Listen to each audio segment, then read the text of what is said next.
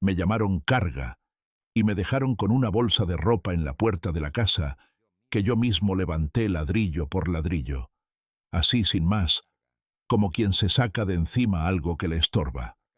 Todavía recuerdo el portazo y cómo quedé parado en la vereda, con el aire fresco de la tarde golpeándome la cara y el ruido de las risas de mis propios hijos apagándose detrás de la puerta cerrada. Esa noche dormí en un banco de la plaza, abrazado a esa bolsa de ropa como si fuera lo único que me quedaba en el mundo. No pegué un ojo. Me pasé las horas mirando las luces de las casas alrededor, imaginando a las familias cenando juntas, mientras yo, viejo y cansado, pensaba en qué momento pasé de ser el sostén de todos a convertirme en una carga. Escucha esta historia hasta el final y dime qué harías tú en mi lugar. Y cuéntame también desde qué ciudad me estás escuchando, porque lo que te voy a contar no solo es la historia de un hombre, es la advertencia que quizás un día te salve de vivir lo mismo. Yo nací en un pueblo pequeño de la sierra, de esos donde todos se conocen y el cura del pueblo sabe de memoria los nombres y apellidos de cada familia. Mi padre fue campesino y mi madre lavaba ropa para las familias más acomodadas. Desde chico aprendí que las cosas se ganan con las manos, con sudor y sin esperar que nadie te regale nada. A los 13 años ya trabajaba ayudando en una obra, acarreando ladrillos y mezclando cal. Me gustaba ese olor a tierra húmeda, a madera recién cortada, al cemento que endurecía bajo el sol. No era un trabajo fácil, pero era honesto, y cada jornal que ganaba lo llevaba a casa para ayudar con la comida. Mi madre siempre decía que Dios bendice a quien trabaja, y yo lo creía. Por eso nunca me importó romperme la espalda, siempre que supiera que lo hacía por los míos. Cuando conocí a Teresa, mi difunta esposa, yo ya tenía callos en las manos y algunas arrugas prematuras de tanto sol. Ella trabajaba en la tienda de don Rogelio, la única del pueblo que vendía desde clavos hasta harina. Tenía una sonrisa tímida y un carácter fuerte.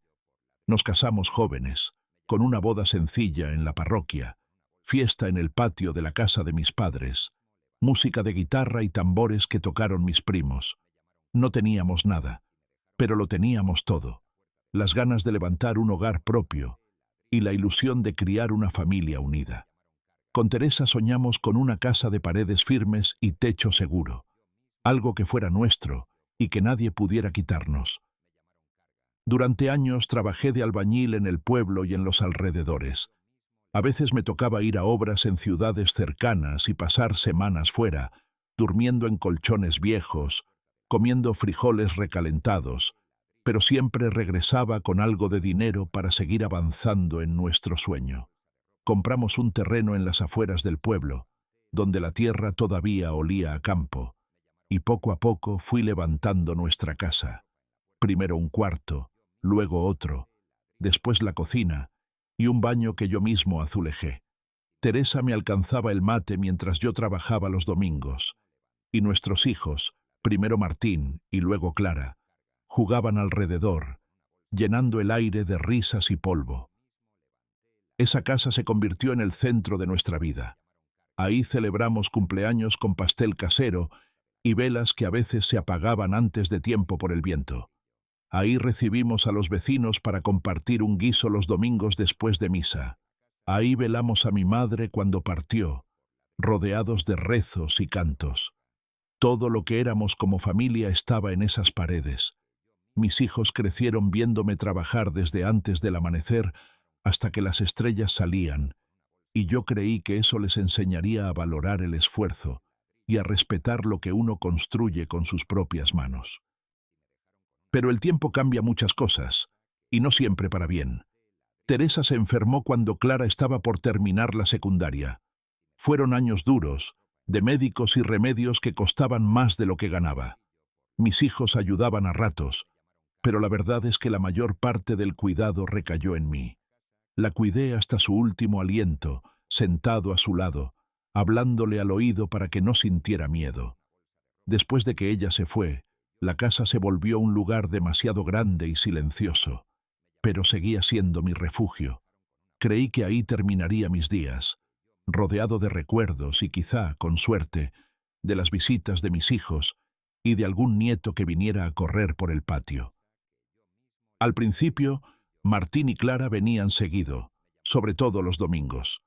Martín se casó primero, y aunque su esposa no era muy de mi agrado, intenté llevarme bien con ella. Clara, en cambio, era más cercana, pero después de irse a trabajar a la ciudad, empezó a venir cada vez menos.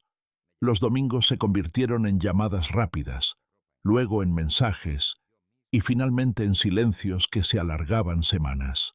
Yo me conformaba con verlos en Navidad o en alguna fiesta del pueblo, diciéndome que cada quien tiene su vida y sus problemas. Lo que nunca imaginé fue que un día esos hijos, por quienes yo había dado todo, se pondrían de acuerdo para sacarme de mi propia casa. No fue una pelea explosiva, no hubo gritos ni platos rotos. Fue algo frío, calculado. Llegaron una tarde, los dos juntos, con una expresión seria que nunca les había visto. Me senté en la mesa del comedor, pensando que quizá iban a hablarme de algún problema económico o de salud. Pero lo que dijeron me dejó sin aire. Papá, ya no podés vivir solo aquí. No es seguro para vos. Sos una carga, y lo mejor es que te vayas a vivir a otro lado. Así, con esas palabras. Una carga. Sentí como si me hubieran clavado un cuchillo en el pecho. Pregunté a dónde pretendían que fuera, y Clara dijo que podía quedarme un tiempo con ella en la ciudad, pero que no sería por mucho. Martín sugirió un hogar para ancianos que, según él, estaba muy bien cuidado y tenía actividades. Yo no respondí nada. Solo escuché cómo hablaban de mi vida como si fuera un mueble que había que mover de un lugar a otro. En sus ojos no vi compasión. Vi apuro por resolver lo que para ellos era un problema. Cuando se fueron esa noche, dejándome con una bolsa para que empezara a empacar, me quedé sentado en silencio, mirando la foto de Teresa en la pared. Le hablé en voz baja, como tantas veces hacía. Vieja, parece que nuestros hijos olvidaron quién soy. Y ahí, por primera vez en muchos años, empecé a pensar que tal vez había llegado el momento de defenderme. Esa noche no dormí. Me quedé sentado en la cocina, con la lámpara pequeña encendida y el mate frío sobre la mesa, escuchando los ruidos del pueblo apagarse poco a poco. Afuera, algún perro ladraba a lo lejos y el viento movía las hojas secas que se amontonaban junto a la puerta. Cada vez que cerraba los ojos, escuchaba la voz de Martín diciéndome: «Sos una carga», y la de Clara sugiriendo que en un hogar para ancianos estaría mejor cuidado. Pensé en todo lo que había hecho para que ellos tuvieran una vida mejor, en las veces que me quedé sin comer para que ellos pudieran llevar el almuerzo a la escuela, en las noches que pasé despierto cuidando fiebre o pesadillas, y me pregunté en qué momento se habían olvidado de todo eso. No era tristeza lo que sentía, era una mezcla de decepción y un orgullo herido que me quemaba por dentro. A la mañana siguiente, antes de que saliera el sol, salí a caminar. Las calles todavía estaban vacías y el aire fresco me despejaba la cabeza. Pasé frente a la iglesia, donde la puerta estaba entreabierta y el padre Julián ya encendía las velas del altar. Entré sin pensarlo y me senté en el último banco. No recé palabras de memoria, hablé en silencio, como si Teresa estuviera sentada a mi lado. Le conté lo que había pasado y le pedí fuerza para decidir qué hacer. Al salir, me crucé con doña Marta, la vecina de toda la vida. Me miró con curiosidad y me preguntó si todo estaba bien. No sé por qué, pero sentí que no debía contarle nada todavía.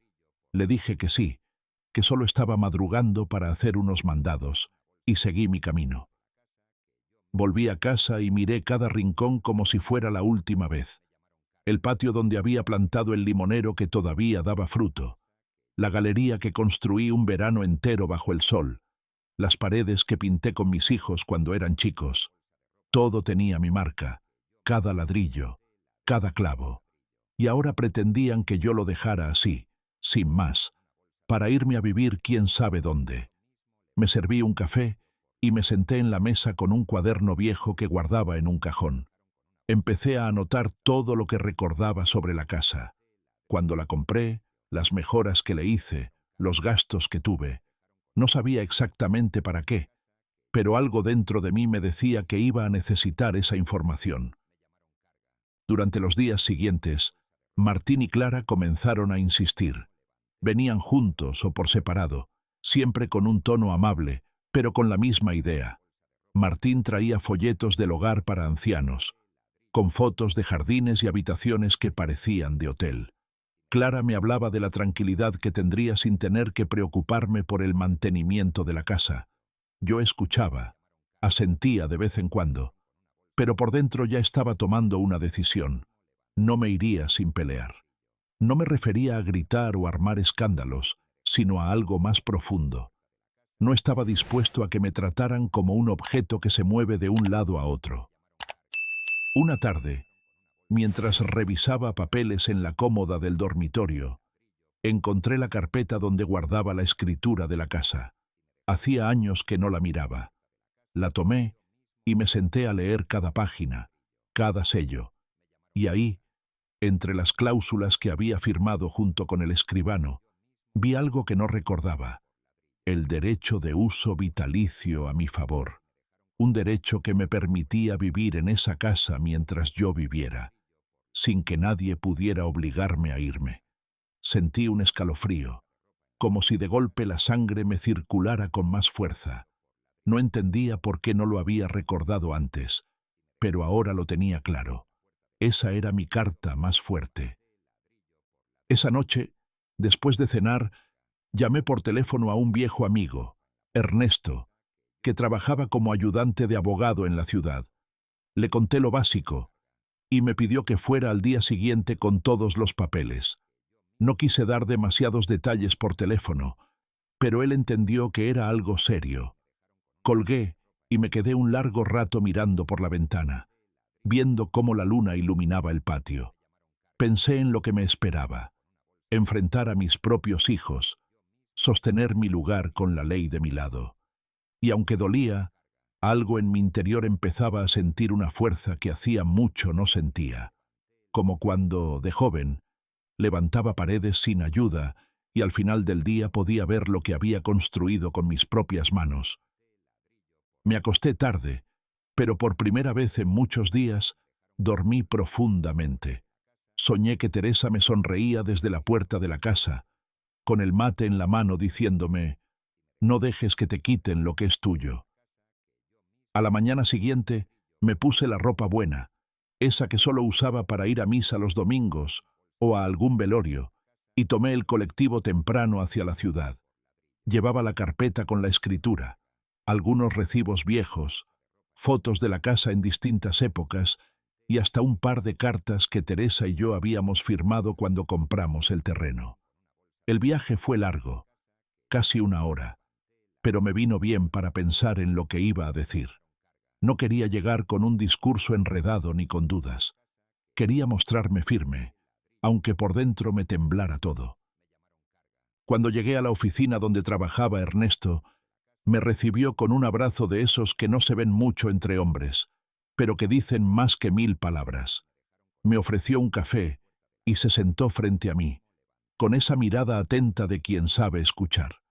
Le conté todo desde el principio: cómo habían llegado Martín y Clara, lo que me dijeron, la palabra carga, que me retumbaba en la cabeza desde entonces.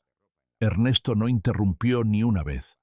Solo tomaba notas en un papel y de vez en cuando hacía un gesto de desaprobación, como si ya intuyera por dónde iba la cosa. Cuando terminé, le pasé la carpeta con los papeles. La abrió, los revisó uno por uno y sonrió. Una sonrisa pequeña pero cargada de significado. «Tenés razón», Eduardo me dijo. «Acá está clarito: derecho de uso vitalicio. Esto significa que nadie puede sacarte de la casa mientras vos quieras vivir ahí. Ni tus hijos, ni nadie». Sentí como si me quitara un peso de encima, pero también un calor extraño en el pecho. No era solo alivio, Era la confirmación de que todo lo que había construido no podía ser arrebatado así como así. Ernesto me explicó que lo mejor sería dejar todo registrado en un documento formal, para que no hubiera interpretaciones raras. Además, me sugirió que escribiera una carta dirigida a Martín y a Clara, explicando mi decisión, pero sin revelar todavía la base legal. Que supieran que yo no pensaba irme, pero que la explicación llegara en el momento justo, cuando ya no tuvieran forma de dar marcha atrás. Pasamos casi toda la mañana revisando detalles. Me aconsejó que no cambiara mi rutina, que actuara con naturalidad para que ellos creyeran que seguían teniendo el control. Mientras más confiados estén, más fuerte será el golpe, dijo. Y aunque esas palabras me dolieron, entendí que no hablaba de venganza, sino de defensa. Era mi vida, mi casa, mi dignidad. No iba a entregarlas envueltas en papel de regalo. Cuando volví al pueblo, el sol ya estaba alto y el aire olía a pan recién horneado de la panadería de doña Marta. Pasé por ahí a comprarme una factura para el mate de la tarde. La saludé con una sonrisa, y ella, curiosa, me preguntó si había ido a la ciudad por algún trámite. Le dije que sí, que eran cosas mías, y no insistió. En el fondo, me daba cuenta de que en un pueblo las noticias vuelan, y tarde o temprano todos sabrían lo que estaba pasando. Esa misma tarde, Martín apareció por la casa. Venía solo, con un tono más suave de lo habitual. Me trajo una bolsa con verduras y pan, y se sentó en la cocina como hacía años que no lo hacía.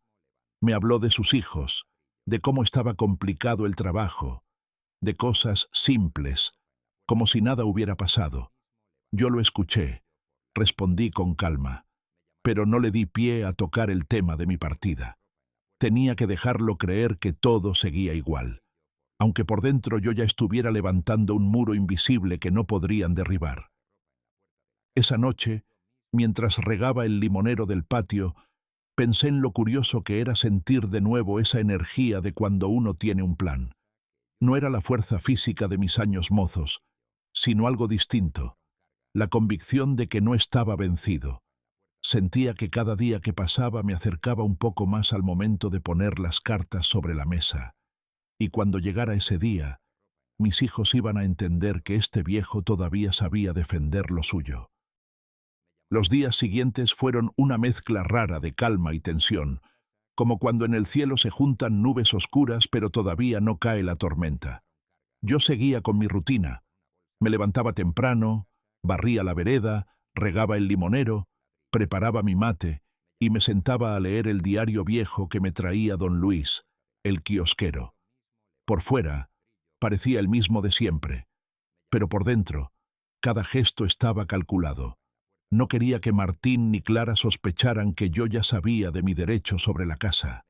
Tenía que dejarlos actuar, que se sintieran cómodos con la idea de que pronto estaría fuera, para que el golpe fuera más claro y definitivo. Martín venía cada 2 o 3 días, siempre con ese tono amable que le quedaba forzado, preguntando si necesitaba algo, si me había decidido ya sobre el nuevo lugar. Yo le respondía con evasivas: «Lo estoy pensando, vamos a ver, todavía no estoy listo para empacar».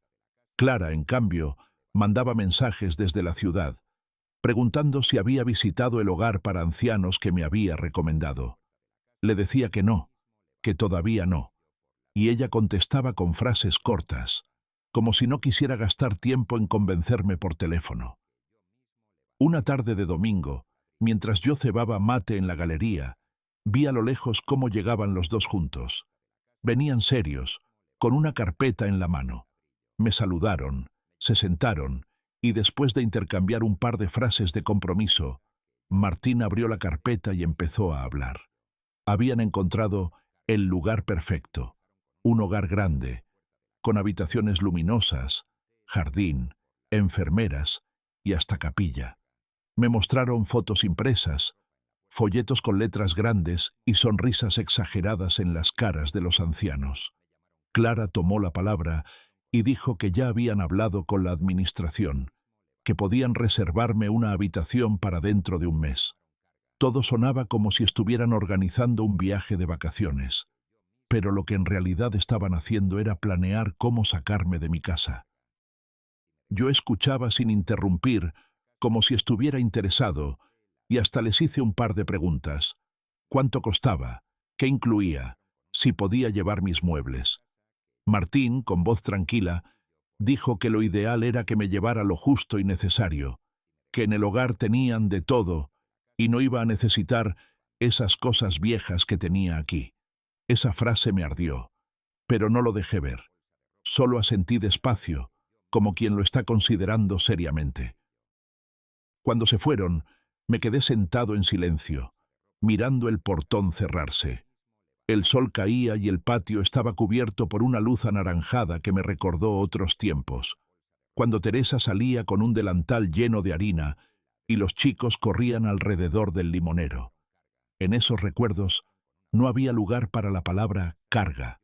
En esos recuerdos yo era el centro de la familia, no un estorbo que había que mover. Esa misma noche llamé a Ernesto.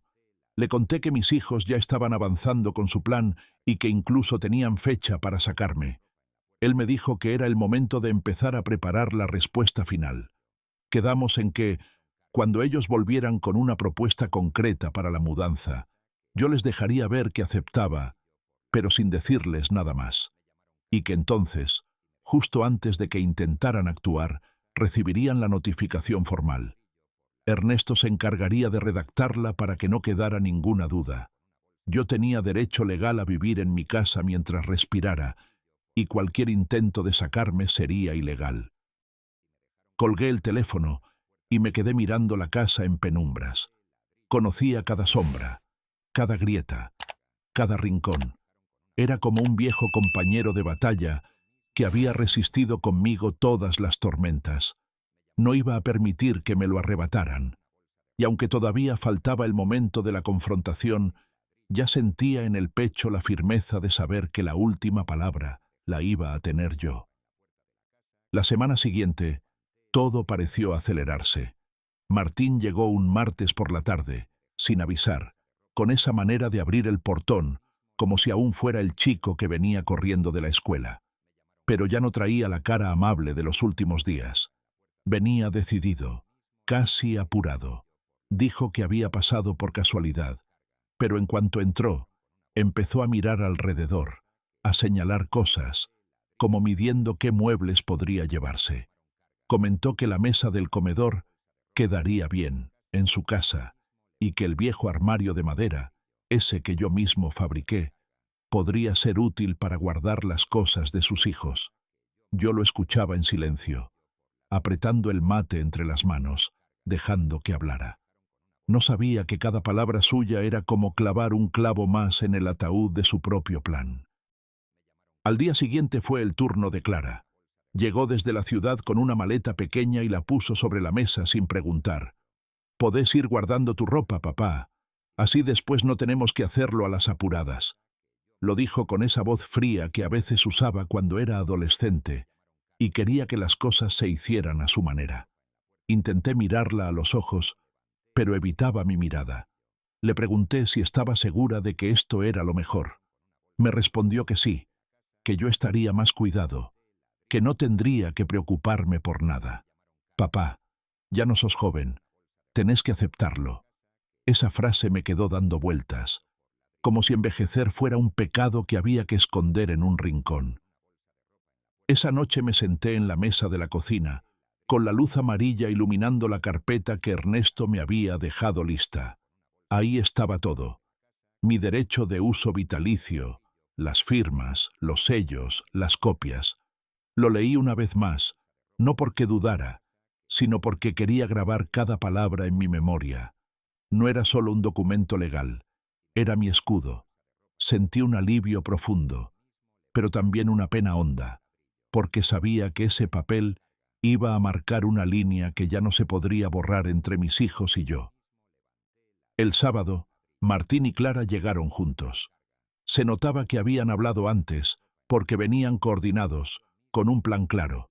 Traían bolsas, cajas vacías y hasta cinta para embalar. Me dijeron que era el día perfecto para empezar a mover las cosas importantes y que el resto lo podían dejar para después. Yo asentí, fingiendo resignación. Les ofrecí mate, pero lo rechazaron. Tenían prisa. Mientras ellos iban y venían, sacando cosas de los armarios y haciendo pilas en el comedor, yo me quedé sentado en mi sillón, observando. Los veía trabajar en silencio, a veces cruzándose miradas cómplices, y en ese silencio empecé a notar algo. No era preocupación lo que los movía, era apuro por ocupar mi lugar antes de que yo siquiera me hubiera ido. Esperé hasta que Clara, con un esfuerzo visible, bajó la caja donde guardaba las fotos de familia. La puso sobre la mesa y sin mirarme dijo: «Estas después te las llevamos al hogar, papá». Ahí supe que había llegado el momento. Respiré hondo y me levanté despacio. Fui hasta el dormitorio y traje la carpeta de Ernesto. La dejé sobre la mesa, justo al lado de las fotos. Ellos se quedaron mirándola, confundidos. «¿Y esto?», preguntó Martín. «Abran y lean», les dije con calma. «Es importante que lo hagan antes de seguir tocando nada». Se miraron entre ellos, dudaron, y Clara fue la que finalmente abrió la carpeta. Sus ojos comenzaron a moverse rápido de un renglón a otro, y vi cómo la expresión de seguridad se le iba borrando. Martín se inclinó sobre su hombro y, a medida que entendía, fruncía el ceño. Cuando terminaron, levantaron la vista hacia mí. Yo seguía de pie, con las manos apoyadas en el respaldo de mi silla. «Eso que acaban de leer», les dije, «significa que esta casa es mía hasta el último día de mi vida, y no hay nada que puedan hacer para sacarme». El silencio que siguió fue tan denso que podía escucharse el tic-tac del reloj de la cocina. Martín fue el primero en reaccionar. Cerró la carpeta con brusquedad y dijo que eso no cambiaba las cosas, que ellos solo querían lo mejor para mí y que estaba exagerando. Clara, en cambio, permanecía callada, pero con la mirada fija en el piso, como si no supiera dónde ponerse. Yo me acomodé en la silla, tomé un sorbo de mate y les respondí con calma, porque sabía que la serenidad en ese momento valía más que cualquier grito. «Lo que cambia», les dije, «es que ustedes creían que podían decidir por mí, que podían moverme de mi casa como si fuera un mueble viejo. Y no, hijos, yo no soy eso. Soy su padre, el mismo que construyó estas paredes con sus manos, el que trabajó día y noche para que ustedes pudieran estudiar y tener una vida mejor». Martín intentó interrumpirme, pero levanté la mano para que guardara silencio. Les recordé las veces que me quedé sin comer para que ellos tuvieran leche caliente, los inviernos en que me levantaba antes del amanecer para encender la estufa y que no pasaran frío, las fiestas donde yo me conformaba con mirar mientras ellos estrenaban ropa nueva. Y lo hice sin rencor en la voz, pero con un peso que no podían ignorar. Clara al fin levantó la mirada y me dijo, casi en un susurro, que no era su intención lastimarme, que pensaba que de verdad estaría mejor en un lugar donde no estuviera solo. Yo la escuché, pero también le señalé que esa decisión no les correspondía a ellos, que lo que se hace por el bien de alguien no puede ser impuesto, mucho menos a espaldas de la persona. «Papá, solo queremos ayudarte», dijo Martín, esta vez con un tono que sonaba más a súplica que a imposición. «Ayudar», respondí, «no es echarme de mi casa. Ayudar es preguntarme qué necesito, es ofrecerme tu compañía sin condiciones». Hubo un silencio largo. Yo sabía que no se atreverían a decir más en ese momento, porque el papel que habían leído les dejaba claro que no podían forzarme a irme. Así que, con toda la calma del mundo, me levanté y les señalé la puerta. «Les agradezco que hayan venido, pero hoy no voy a empacar nada. Ni hoy, ni mañana, ni el mes que viene. Y si quieren seguir viniendo, que sea para visitarme, no para planear cómo sacarme de acá». Ellos recogieron las cajas y bolsas sin protestar.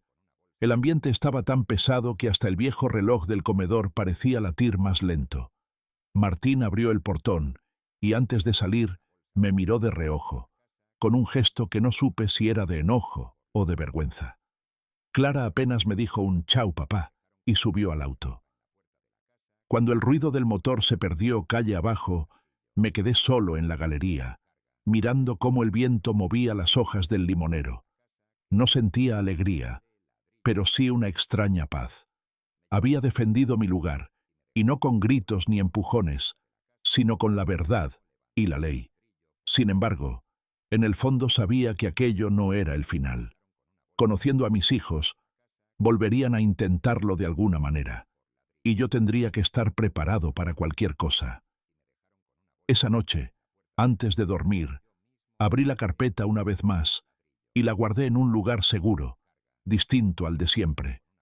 Mientras apagaba la luz, pensé en algo que me repetía Ernesto. A veces, Eduardo, la batalla no es para ganarla de una vez, sino para recordarle al otro que estás dispuesto a pelear todas las veces que haga falta. Y esa, lo sabía bien, era una pelea que yo no pensaba abandonar. Los días que siguieron fueron extraños. Por un lado, sentía el alivio de haberles dejado claro que no podían moverme ni un centímetro sin mi consentimiento. Por otro, percibía en el aire una calma falsa, como esas mañanas en que el cielo está demasiado quieto y uno sabe que en cualquier momento se larga la tormenta.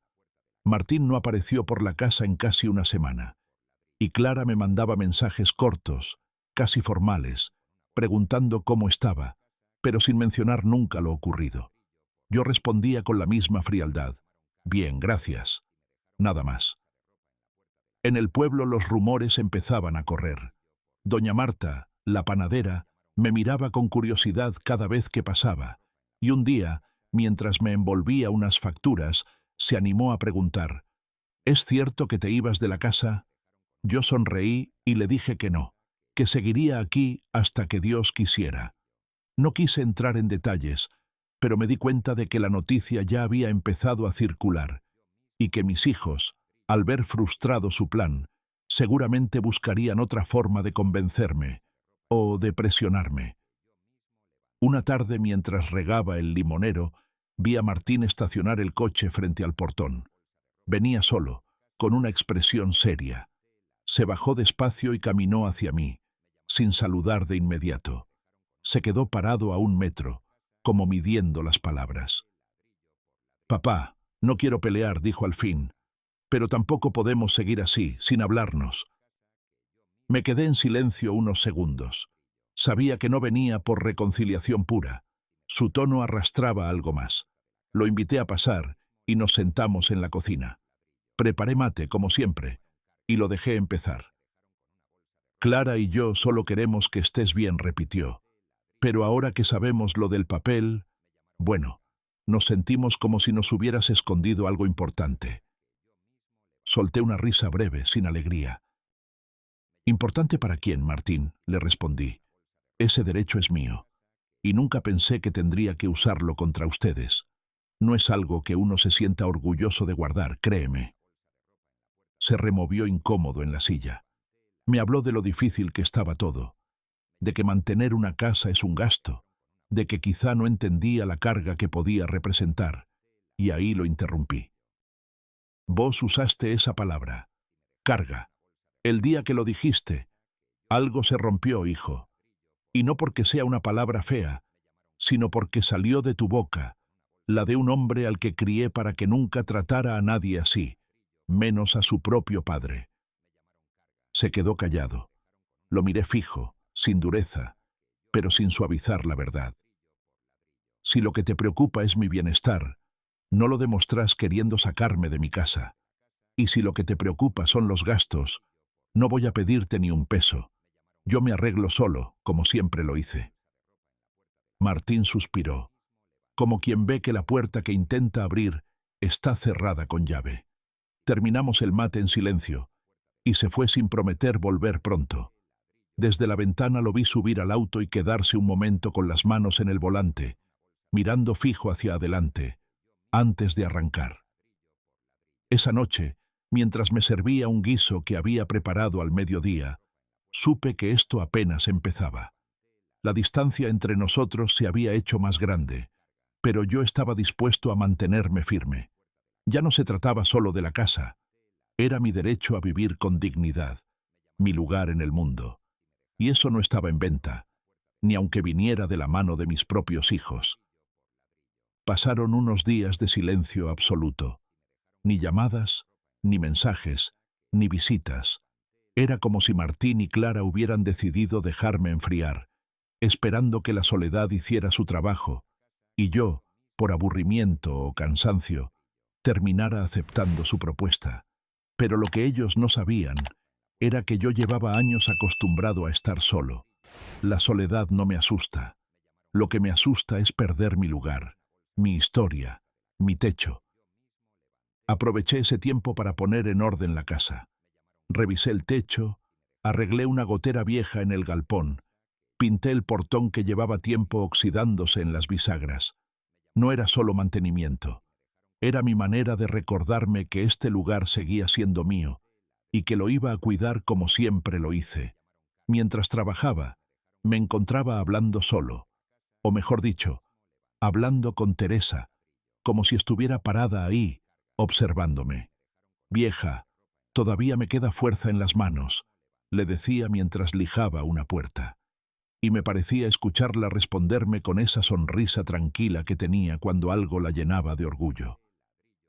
El viernes por la tarde, mientras tomaba un mate en la galería, vi que se acercaba un auto que no reconocí de inmediato. Se estacionó frente a la casa, y de él bajó un hombre trajeado, con un portafolio negro. No era del pueblo, eso se veía a simple vista. Caminó hacia el portón y preguntó por mí, con tono formal. Me dijo su nombre y que venía de parte de mis hijos. Enseguida supe que el partido había cambiado de terreno. Lo invité a pasar y nos sentamos en la mesa de la cocina. Sacó unos papeles y empezó a hablar de una propuesta amistosa para que yo cediera voluntariamente el uso de la propiedad a cambio de cierta suma de dinero que, según él, me permitiría vivir cómodamente en otro lugar. Lo dejé terminar sin interrumpirlo, pero por dentro sentía cómo me hervía la sangre. Cuando terminó de explicar, le pedí que me dejara ver los papeles. Los revisé con calma, reconociendo ese lenguaje frío y calculado que ya me había advertido Ernesto.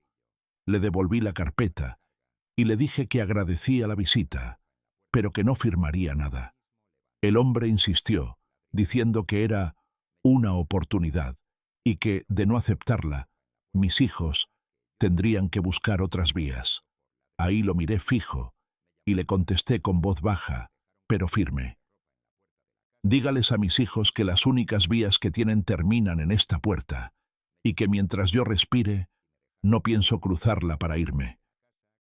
El hombre guardó los papeles, se levantó y se despidió sin darme la mano. Lo vi subir al auto y alejarse levantando polvo por la calle de tierra. Me quedé un momento parado en el patio, con la carpeta invisible de mis derechos bien presente en la cabeza, sintiendo que el siguiente movimiento de ellos iba a ser más directo. Esa noche llamé a Ernesto y le conté lo ocurrido. Me dijo que no me preocupara, que lo importante era que yo no había firmado nada y que ahora él mismo se encargaría de responderles de manera formal, para que entendieran que no había margen para negociar mi dignidad. Colgué y me quedé largo rato mirando el cielo estrellado, escuchando los grillos.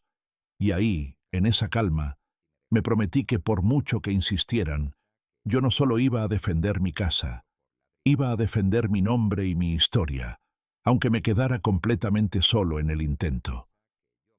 El lunes siguiente amaneció nublado, con ese viento que trae olor a tierra húmeda aunque no haya llovido todavía. Yo estaba en la cocina, preparando el mate, cuando escuché el portón abrirse sin que nadie tocara el timbre. Me asomé por la ventana y vi a Martín y Clara entrar juntos, sin sonreír, con paso apurado. Llevaban esas caras tensas que uno conoce bien, caras que no vienen a saludar sino a imponer algo. «Tenemos que hablar», dijo Martín apenas cruzó la puerta, sin siquiera dar los buenos días.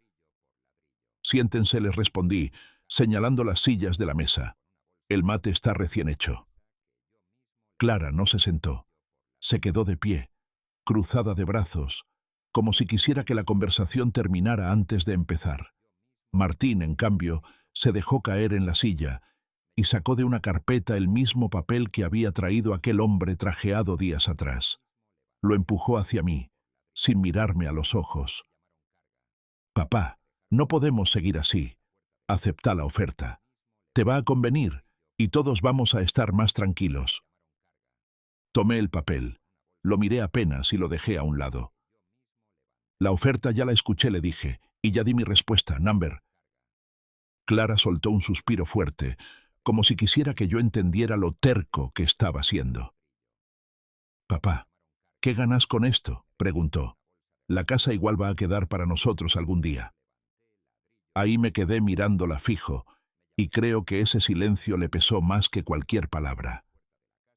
«El problema, hija», dije despacio, «es que ustedes creen que esta casa es solo paredes y techo. Para mí, esta casa es mi vida entera, y mi vida no se negocia como si fuera un mueble usado».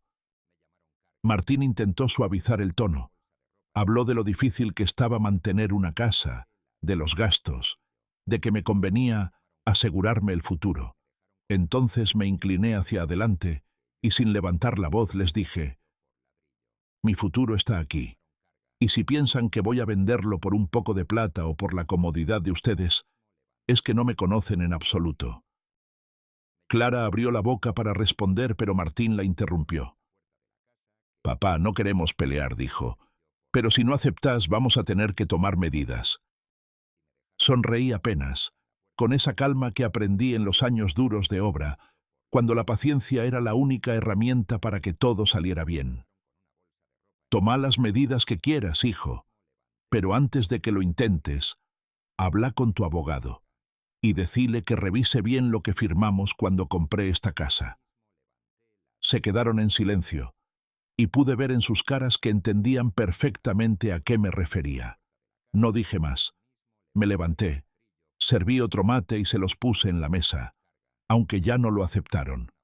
Salieron casi sin despedirse, cerrando el portón con más fuerza de la necesaria. Cuando me quedé solo, sentí una mezcla rara de tristeza y alivio. Tristeza porque eran mis hijos, y todo esto estaba rompiendo lo que quedaba de nuestra relación.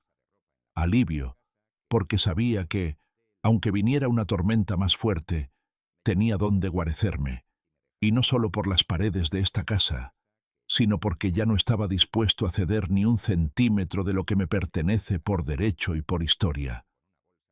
Esa tarde, después de que se fueron, me quedé en la galería mirando cómo el cielo se despejaba lentamente y el sol caía sobre el limonero. Pensaba en todo lo que había pasado en esas semanas, las visitas disfrazadas de amabilidad, las propuestas amistosas, la presión, el intento de moverme como si fuera una pieza sobrante. Y también pensaba en todo lo que había aprendido. No se trataba solo de defender una casa, se trataba de defender mi dignidad, mi historia, mi lugar en el mundo. Esa noche llamé a Ernesto y le conté la última visita. Me dijo que ya había enviado una notificación formal a sus abogados, dejando por escrito que yo ejercía mi derecho vitalicio y que cualquier intento de sacarme sería una violación de la ley. «Con eso, Eduardo, no van a poder hacer nada. Aunque quieran», me aseguró. Colgué el teléfono y sentí un alivio profundo, como si por fin hubiera cerrado una puerta que amenazaban con abrir a la fuerza. Pasaron los días y el ambiente se calmó. Martín dejó de venir.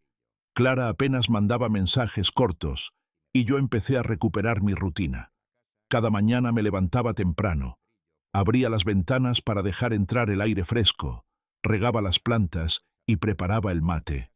Volví a conversar con los vecinos en la vereda, a recibir a los chicos que pasaban del colegio y me pedían un limón para sus casas. El pueblo volvió a verme como siempre, el viejo que construyó su hogar con sus manos y que todavía se mantiene derecho, sin agachar la cabeza ante nadie. Un domingo, mientras barría la vereda, vi a lo lejos que venían mis nietos con Clara. Los recibí con un abrazo largo y sentí que, al menos ellos, todavía me miraban con el cariño limpio de la sangre que no sabe de rencores. Pasamos la tarde jugando en el patio. Les mostré las herramientas con las que levanté la casa y al despedirse me dijeron: «Abuelo, esta es tu casa para siempre». Esas palabras me llegaron al alma, porque ahí entendí que, aunque mis hijos hubieran olvidado la historia que nos unía, la semilla del respeto todavía podía germinar en la generación que sigue. Hoy, mientras te cuento todo esto, estoy sentado en mi galería, con el mate humeante y el canto de los pájaros de fondo. No sé cuánto tiempo más estaré aquí, nadie lo sabe, pero sí sé algo. Me iré cuando yo lo decida, y no cuando alguien más me lo imponga. Esta casa es más que paredes, es la prueba de una vida entera de trabajo, amor y lucha.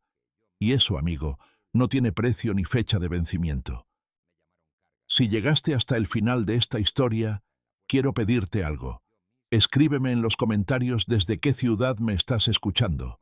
Deja tu me gusta para que más personas conozcan esta historia. Y suscríbete si te quedaste hasta el final, porque todavía tengo mucho para contarte.